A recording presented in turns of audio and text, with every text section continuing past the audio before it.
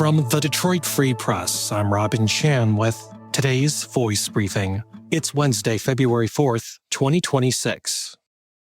This is Liam Rapley for the Detroit Free Press. Stellantis is ordering employees to return to in-person work 5 days a week beginning at the end of March. The automaker joins Ford, which returned employees back to work in September, in the crackdown on remote work as the company seeks to execute a rebound from several years of lost business and dwindling market share. GM, too, has sought to bring its white-collar staff back to the office with a 3-day-a-week rule. Stellantis is the parent company of nameplates such as Chrysler, Dodge, Jeep, and Ram. White-collar directors and above will soon be required to work 5 days a week beginning on February 16th. All employees beneath the director level will be due back to work beginning on March 30th. The rule applies to employees in all regions Stellantis operates within, not just the U.S., and it may vary slightly by region. Stellantis spokesperson Jody Tinson on January 30th confirmed the return to work order, saying the new rule will improve workflow. As Stellantis implements its growth strategy, in-person collaboration and connection will be key to delivering exceptional products and services to our customer, Tinson said, calling the move a competitive necessity. Previously, Stellantis employees were expected to be at work 3 to 5 days a week. The company said there will still be flexibility in work hours, though employees are expected to spend most of their time at the office during the work week. For more, visit freep.com.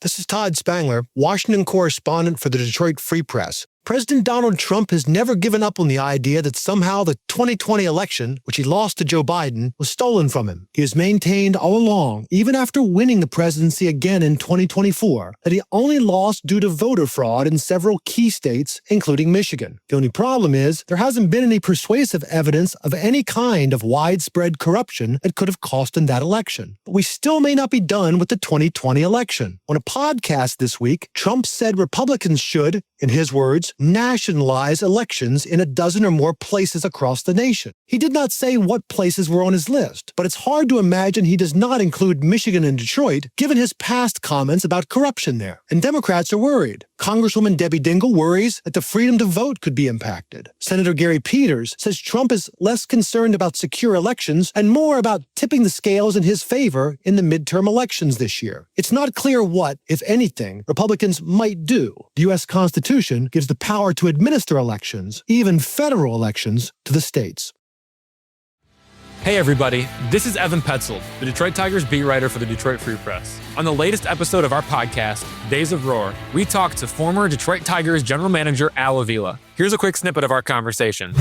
It just felt like everything that could have gone wrong that year went wrong, whether it was Eduardo Rodriguez, whether it was Austin Meadows, whether it was Javi Baez, whether it was the struggles of Torkelson or Riley Green with the injury. Did it feel like as that season was going on, I don't know, could you feel like the walls closing in on you? Could you feel like, oh my gosh, what's the next thing that's going to go wrong here? Because it did really seem like everything that could go wrong went wrong.